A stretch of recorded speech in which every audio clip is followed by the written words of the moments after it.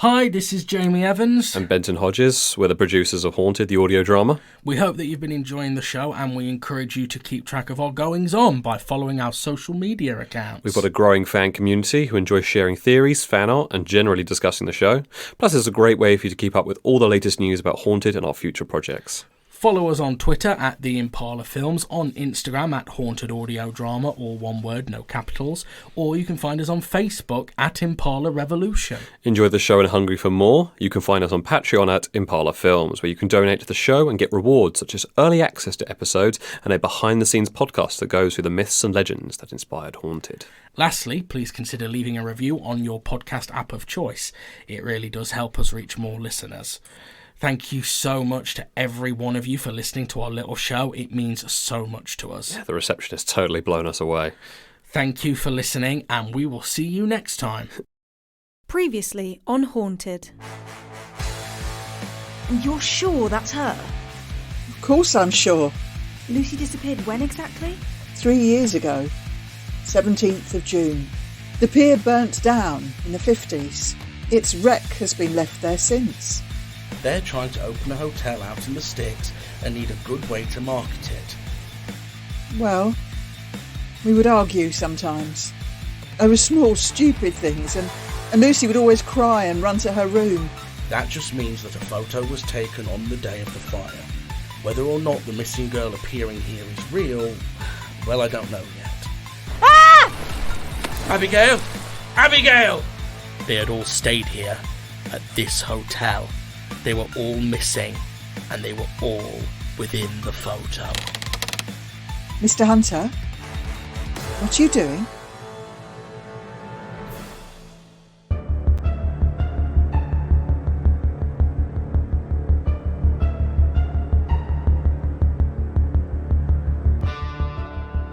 Haunted, the audio drama.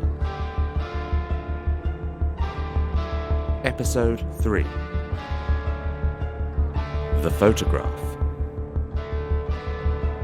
Part 2 of 2. Written by Benton Hodges.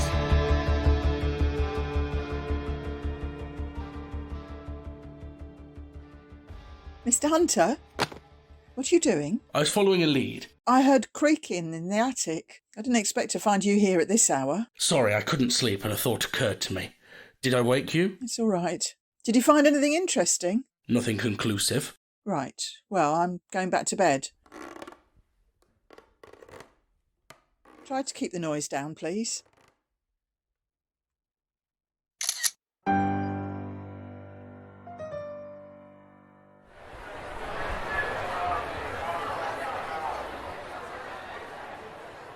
So all the missing people stayed at the hotel? Sort of. There have been missing people since the hotel shut down, and missing people during its time being open who never stayed there. Plus, there were plenty of people who stayed there and have not been reported missing. Well, not reported missing in this area. North Shore wouldn't be dealing with Essex or Sussex disappearances. True, but other police stations aren't as likely to cooperate. So why those 7? I don't know. Did you find anything on the computer? It's a laptop, not a... Never mind. All of them disappeared before the internet was even invented. So, no luck. No luck. I've looked for a serial killer angle, but besides their location, there was no link between any of them. And it wouldn't explain what happened to Lucy or Dr. Robson. Well, it could be a really old serial killer. It'd probably be the same age as Mrs. Parker. I doubt they could overpower Dr. Robson and make him disappear without a trace. So, does that mean you're thinking supernatural? Not yet. So what else could it be? Kidnapper or a copycat? Oh, like the police wouldn't have found that. Fine. Unconnected disappearances then. Apophenia, if you will. Oh, please. 9 people all disappearing from the same hotel is not unconnected. What more do you want? Bright neon signs saying ghosts did it? Why don't we ease off jumping to any conclusions? Why are you so hesitant to call it supernatural? In your books, you were way more fun. Can we not go down this road right now? I'm investigating the case. What more do you want? An open mind? Spare me. What you call an open mind, I call naivete. I only wish I knew that before I started writing those damn books. So you think we're just wasting our time? What about the signal? Inconclusive. Well, what if... Yeah, hold that thought. Hello? Hello, this is Dr. Robson's assistant. Oh, hello. Good to hear from you. Yes, I'm so sorry this took so long. I only found your message yesterday. I've been swamped with all sorts of correspondence. Oh? Yeah, lots of sightings of Dr. Robson. All hoaxes, it seems, as well as a few less than respectable messages about atheists getting what they deserve. One said that it was someone getting revenge for... I doubt that. It was a long time ago. Exactly. But I keep having to go back and forth with the police. I can imagine it's been a tough week. If it's not too much to ask with your workload and all. Oh, no, it's not too hard. The archivist you're looking for works for the North Shore paper. Dr. Robson had been asking about the 1950s papers, it seemed. Could you pass me his number? Sure, give me a second to find it. And these sightings, no credence in them whatsoever? The police say it's a common thing. Any of them stand out? Quite a few of them suggested trying the iron mine. The police don't check it because it's far too unstable. I can't imagine why Dr. Robson would be there, especially when he had business in North Shore. Exactly. It's probably why the police didn't waste their time. Well, thank you for your time. You're welcome. Is there anything else I can help you with? Yes. Do you know why he went to this specific archivist? I believe Dr. Robson had worked with them in the past. Something to do with hitchhikers in the area. Thank you. I'll have to call you back. What the hell's going on over there? I think it just collided with something. Look! Lifeboats are on their way. It might be worse than it looks. They're flashing that SOS pretty hard. Well, shouldn't we help them? What are you going to do? Swim out there and drag them back? That's what lifeboats are for. Wait, is that smoke? Maybe engine troubles, or a petrol leak. What was that? What was what? The flash? From behind us? I didn't see anything. Well, did you hear it? That loud click, like a flashbulb.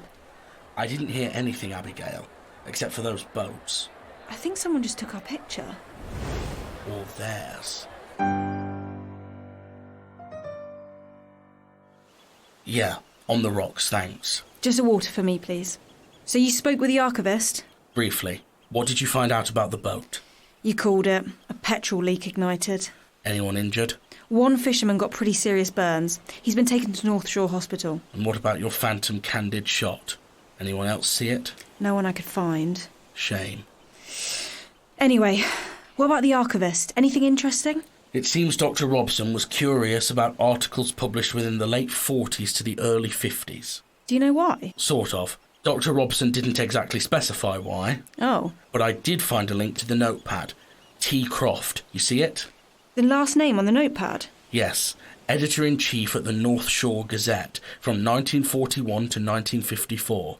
Turns out the Gazette was so small, though, that he wrote most of the articles himself. OK, well, the notepad specifies T. Croft with 1951, September 12. Yes. And guess what happened that day? Someone disappeared. The North Shore iron mine had a large cave-in. 13 miners were killed. Wow, really? Do they know why? Government investigators think that bombs dropped nearby during the Blitz might have caused structural damage that wasn't addressed over the years.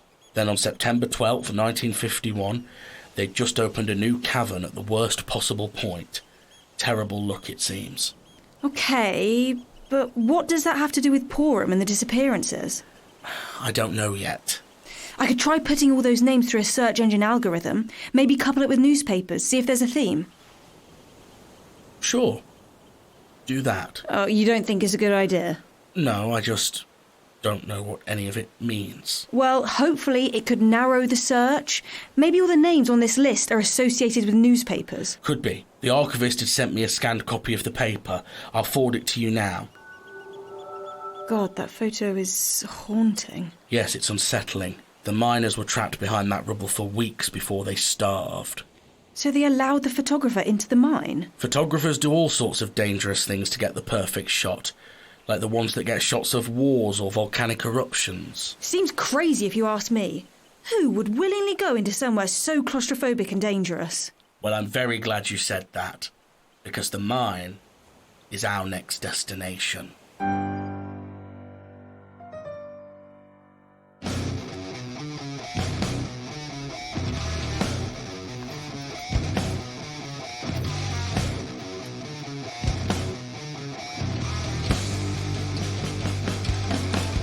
Turn that down, my phone's ringing. Sorry. I don't know why you won't play my mixtape. James Hunter speaking. Ah, James, how are you? I'm good, thank you. Have you had a chance to look at that symbol yet? Ah, right to business. What's lit a fire under you, eh? Oh, sorry, Harry. I don't mean to rush you. It's just I might lose signal. We're out at the countryside at the moment. Right. I gave your symbols a look. The one on the photos on the pier, gibberish. It was composed with plenty of runes I haven't seen before. There were some more recognisable symbols scattered throughout, though. Oh, really? Yes. At best, the symbols relate to judgment. In Norse, it would mean the judgment of a warrior's soul, whether they were worthy of entering Valhalla. There are also allusions to guilt. In fact, one of the symbols is close enough to the hieroglyphics of Thoth's soul scales. Like I said, it's crude. And what about the notepad? Ah, well, the notepad is actually far more interesting and incredibly ancient. Really? Well, not the notepad itself, of course, but the symbol drawn on the front is one of many ancient symbols of the Vagrant's Hex. The what? Well, it goes by hundreds of other names: Traveller's Curse, Wanderer's Pox, any combination of nouns that resemble someone who wanders and an affliction that taunts them. It just depends what dead language you're translating it from. The thing about curses that travel, they make it into every mythology, but under hundreds of different names. So what is it? It's a curse placed upon travellers who leave woe behind them. Picture the mysterious guy at the end of the bar, who's left his tragic past behind him and only seems to find more tragedy ahead. In mythology, he's afflicted by the Traveller's Curse. Why he was afflicted, who knows? Maybe he stole something valuable and ran away from town. Perhaps running from a pregnancy out of wedlock. Or maybe he's a snake oil merchant who's conned the entire village. Either way, a scorned individual would seek out someone capable of placing curses, so they would have the comfort of knowing the fleeing scumbag would have his just desserts. Harry, you're a skeptical man. Why do you think someone would travel with that symbol on their notepad? Perhaps the owner of said notepad was prone to bad luck while travelling. Like he always forgot his passport when going to the airport. He heard about the curse and thought, maybe I have it. Like an inside joke to himself. Maybe. As for the first symbol, the one on the... Well ahead of you. I've sent it to a few peers. I'll leave a message with you if I get anything. Thank you, Harry. Not a problem. You owe me, though. Anything? Not particularly. The rune on the pier and the picture's either complete gibberish, supporting my hoax theory, Or it's so ancient that even runic experts struggle to decipher it. supporting my spooky ghost theory. Either way, this little excursion's likely to shed more light on the situation. How so? Well, it's one thing to draw on a photoshopped image and head down to your local pier in the dead of night to do some carvings. It's elaborate, but it's not far-fetched. But creeping into a dangerous, unstable mine shaft to place the same symbol, that takes real devotion to the grift. So, if you find that same symbol, you'll take this all seriously. How am I not taking this seriously? We're driving to a derelict mine in the middle of nowhere to look for a symbol. You have had one foot out the door this entire time and you know it. You aren't taking this seriously. If by serious you mean, will I think it's ghosts, then no. But I'll be happy to report the possible conspiracy to the police. Well, it's a start. Start to what? It's opening your mind again. Why are you so desperate to make me believe in the supernatural? Making me believe in them won't make them real. It'll mean I'm just part of the same age-old delusion as you. I just think that if these things are real, then they truly are dangerous. Ghosts and demons and all those horror stories like The Signal. If they are all true, then someone needs to deal with them, right? Because they are credible threats. And treating them as real is the moral thing to do because we are helping people. And if it's just make-believe, then at least we're trying to do the right thing. But if they aren't real, then you've just wasted your youth chasing fairy tales. I can't take those odds anymore. Well, fine. Just do me one favour, please. Let me hear it first. Or just pretend, hypothetically, for 1 second that the supernatural stuff is 100% real, and no one takes it seriously. All this evil shit is just lurking in the shadows, ready to destroy everything we love because no one is there to stand up against it, because we've all just got so bloody cynical. And after all the demons rise up and storm the earth, well, after all that horror, in the afterlife, how would you feel? Do I really... Just humour me. Fine. I guess I would regret not believing it. Or not doing anything. And if you, hypothetically, let's say, suddenly went missing and appeared in a creepy photo, what would you want? To be saved, I guess. But this is hypothetical. See? A little bit of empathy is all you need. Wow. Never thought I'd miss the death metal. Stop being snarky and check the map. Oh, I hate these country roads. They all look the bloody same. Well, the compass isn't too happy, so we must be near. No, I meant check your phone, not the compass. I lost signal a few minutes ago. GPS too. Oh, I really don't like this. Which part? The vast isolation or the deadly mine? Both. Well, buck up. We're here now. The sight of a lethal accident is always haunting. Even to those who don't believe in the spiritual, places of unforeseen incidents are always tainted. Not by the concept of death. After all, a graveyard, a monument to the dead, has a certain calm serenity to it. A glimpse of order to the jumbled, unanswered chaos of existence. Neat rows of headstones recording birth, death, and notable attributes. You know there's dead in there, and yet people walk their dogs through it, or visit their lost loved ones. But at the sight of a surprise death, there's no order. Just a sickly reminder that a like-minded, thinking, feeling human being was wiped from existence in the blink of an eye. All their plans, hopes, aspirations, relations and memories gone up in smoke. Erased, but not gone. Leaving a scar on all that knew them. Natural disasters and accidents always struck a certain reverie in me. That could have been me, I think, when I see a news report on a nearby gas leak, carbon monoxide pouring into the lungs of the helpless, unaware sleeping victim, unaware that they will never wake again. And yet it's a simple fix for a boiler, a minute, unnoticed issue, a small nick in a pipe that causes so much grief, trauma and shock. That could have been me. A mantra of the faithless. I used to believe that God had a plan. He would protect me and shelter me from the sudden pain the universe could deliver. But this chaos, well, I don't know what to believe anymore. Weird, isn't it? So far out in the country, so isolated, so far from the bustling city, I couldn't help but share her sentiment. It was weird. I had always viewed these natural disasters and lethal accidents through a lens, like the tunnel vision of the media. Seeing the results firsthand felt like stepping into the Polaroid. The veil of being a bystander was lifted, and I had willingly entered. Standing here, I could easily picture the survivors clawing their way out through the scar in the ground, coughing and spluttering for gasps of sweet, precious air. Their companions, not so lucky. The North Shore Iron Mine was located in a wide basin, miles into unoccupied rural countryside. There was little remains of the previous mining effort, save for a few rusted tools that lay abandoned. The entrance to the mine was marked by rotted wooden beams surrounding a carved opening in the basin wall. There were several, but one stood out the most. Its carefully carved opening had been torn asunder like an open wound. Deep, gnarled cracks ran up the rocky surfaces like bulging veins. Ironic, isn't it, that death makes a place feel so alive? That's the one, isn't it? Seems so. How do people do it? Go in there day after day? I don't know. Nerves of steel, I guess. Do you have the flashlights? Yep. Oh, this cheap piece of crap better not break on me again. James? Yeah.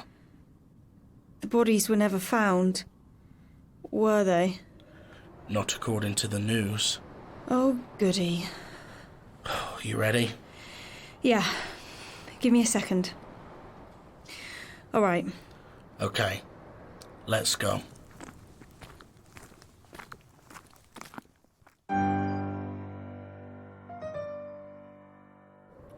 Watch your head, it gets real low here.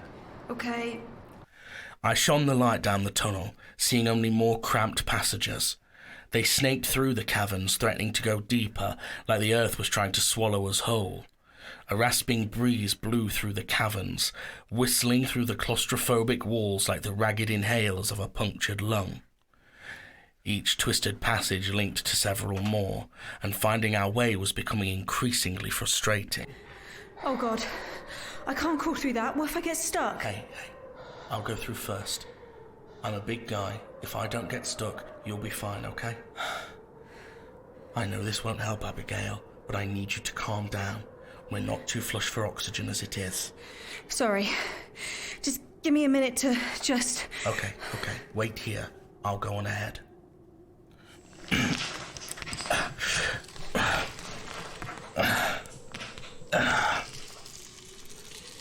I made it. It's quite a large cavern on this side. Okay. I'll come through in a minute. Large was a small white lie. Compared to the shoulder-width passage we had been in, this was a breath of fresh air. This looks kind of familiar. Is that it? I held the Polaroid up to the chaotic pile of rubble ahead of me. I wasn't quite standing where the photographer had been, but the match was uncanny. The rocks had been undisturbed for 70 years, and the mass grave behind was likely the same story. So if the shot was here, then he must have been... Oh, it was unmistakable. Carved into the wall with a sharp metal implement, perhaps a railroad spike or a pickaxe, was the same rune, identical to its pairs in Porum. Took your time, Abby. You really need to slow your breathing or you're gonna faint. Abigail?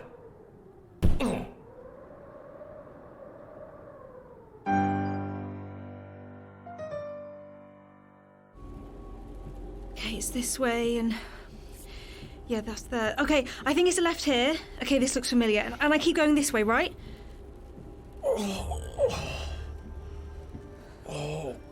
Oh, my head. Oh, thank God you're up. How are you feeling? Woozy, what happened? A small collapse. A rock hit you on the head. I saw the flash of your camera and then I heard you talking, then the sound of rocks moving. I crawled under to get you and God, I am never going into a mine again. Did you drag me out? Yeah, you weigh a ton. Thank God you found us. How are you two doing back there? What? Sorry, I didn't catch your name. He saw our car while hiking and came in to help. He helped me drag you out. Am I delirious? Oh, well, you did hit your head hard. Who helped me? Him! Abby, there's no one here. What? Wait, what? Abigail, we need to get back to Porum. Fast. I think... What did he look like? He was tall, dark hair. Did you stop the car? No, I've been driving non-stop since we left the iron mines. Oh, fuck. Or maybe he jumped out. Is his briefcase still there? No, you would have heard him jump out, right? Did you have your music up? No! Did he talk much? No, I did most of the talking, I think. I've heard about this. Look, we need to get back to Porum, fast. What's happening, James? I don't know. We need to get back to safety and be around people. I think you just met her. What? I don't know. I've got a signal. Thank the Lord. All right. Just drive carefully. Okay. Get back to Porum. Bye. No, James! Stay with me! Please! Don't touch your bandage. Where am I? We're in North Shore Hospital. We arrived late last night. You've been in and out of consciousness. What do you remember? You had stopped to catch your breath. I crawled under a small passage and found a cave-in. Okay, anything else? I remember seeing the rune. Wait. Yes, I got a photo of it. Look, it perfectly matches the others. Okay, well, I've got news. Okay. My algorithm came back. I think that... Answer it, I'll get you a drink. Mr. Hunter speaking. James, good to hear from you. I've got news. Everyone seems to have news. Whoever said no news is good news, eh? I sent your runic symbols off to various experts. Most said it was gibberish, but one scholar who specialised in ancient rituals spotted something. No? Yes, by themselves, these symbols are mostly gibberish, with some similarities to various runes of other cultures. But together they form a sentence of sorts. Like the symbols carved around a summoning circle. Pagans believed that they added up or equated these divine answers. Okay. I'm a little confused. Don't worry, it gets simpler. The runes that you have there were unknown to myself because I only study pre-existing runes and symbols. The rune you have there is new, in the sense that whoever carved it created it. But it isn't gibberish. Whoever did it knew sacred geometry and ancient symbology and knew it well enough to create an actual sentence. To create their own curse, if you will. Is that possible? Well, all these curses and symbols had to be created at some point in time, and used enough that they became uniform. And would it work? Well, of course not, it's supernatural nonsense. Of course. But hypothetically speaking, if this stuff was real, what would the curse do? Well, it's similar to the Traveller's Curse. It translates roughly to walk heavy, see chains, in a sense. But the weight means a moral weight, guilt, and the chains implies imprisonment. So a guilty person is cursed by the rune and imprisoned. The sea part, I presume, links to the display of imagery. Lots of ancient cultures believed in the power of an image, namely cave drawings and paintings. Oh, wow. Well, whilst you're indulging in hypotheticals, would destroying the rune free those who were imprisoned? Well, they aren't imprisoned within the rune. Rather, the rune is representative of a gateway. A gateway to where? I'm afraid I don't know. So some runic carver believes that they're trapping people in images. So it seems. Sorry I couldn't offer more insight there. Well, thank you anyway. My pleasure. I'll catch you later, maybe for a beer sometime. Good news? Sort of. You said you had some news of your own? Yes. My algorithm came back positive. Really? Yes. Most of the names on the notepad refer to people in the journalism industry. In fact, all of them have published articles on natural disasters, severe accidents and lethal incidents. All of them predate 1952. I had to do some calling around, and get this. All the photos used for the headline articles were sold by a freelance photographer. Seems like they were the first ones on the scene. Did you get a name? Names. All of them were different. None of them came back with anything positive. So aliases. So it seems. But it gets weirder. I plotted out all the articles from 1920 to 1952, and look. It's a direct line. All over England. Yep, and it ends in... Porham. Yeah. Abigail, in the car, you were talking to somebody else. Someone who... I think you need more rest. Just sign here, sir. Okay. And done. How are you feeling? Much better, thank you. Ah, brilliant. Well, your friend is waiting for you downstairs. Thank you. What the... Excuse me, nurse. Yes? Where did you get this photograph? Oh, it was donated. I think it was a charity thing for the families of the miners lost in the accident. Do you mind if I look at it? The back of it. Sure. And there it was, clear as day. The same runes, symbols and sigils from the pier, the mine and the core photo.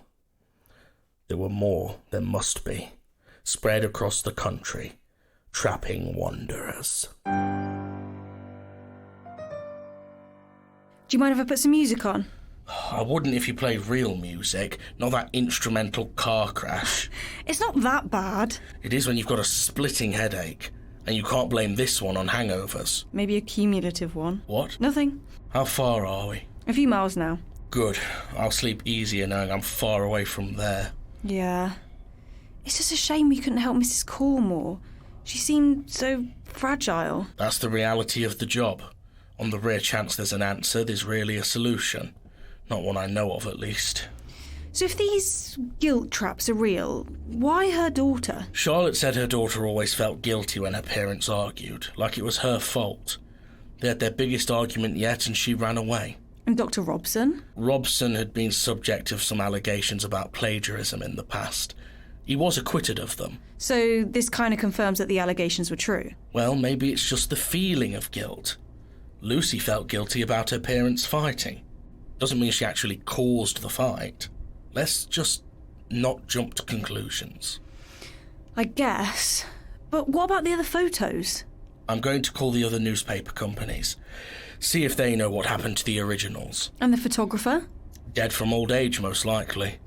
Although if he travelled a lot, this could have been his. What's that? A necklace of St. Christopher. A protective charm for those who travel. I found it stuck behind a panel of a bedside table as if it slipped down there. Huh. Well, so maybe he lost it then, or left in a hurry after the pier burnt. And fell victim to his own curse. Did you have that on when we went into the iron mine? Yeah, in my pocket, I think. What? Nothing. Just thinking I'm going to get myself one of those. A few weeks had passed since the incident in Porham, but my sleep habits never got better. My hair stood on end whenever I left the church, and the feeling that I was being watched never quite left the pit of my stomach. I went to grab some food from the corner store and swore I saw in the reflection of a window someone following me. Tall, dark hair, small case in hand. But when I turned to face him, nothing. But I could just be seeing things.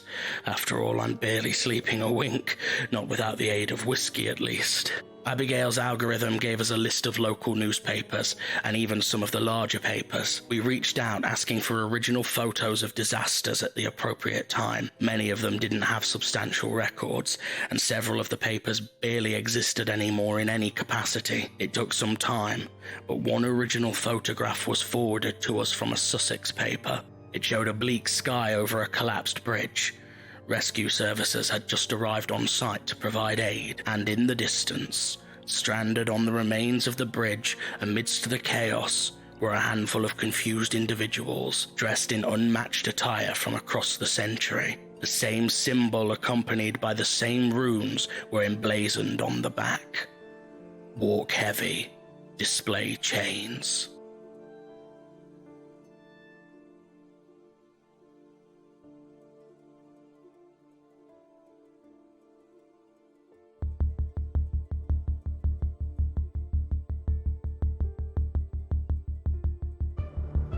Starring Jamie Evans as James Hunter and Isabella Barbieri as Abigail Corbin.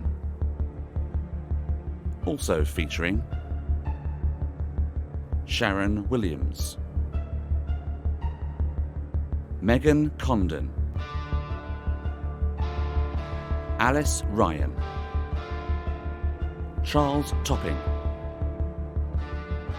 Narration by David Anthony Green. Opening and closing themes by James Crow.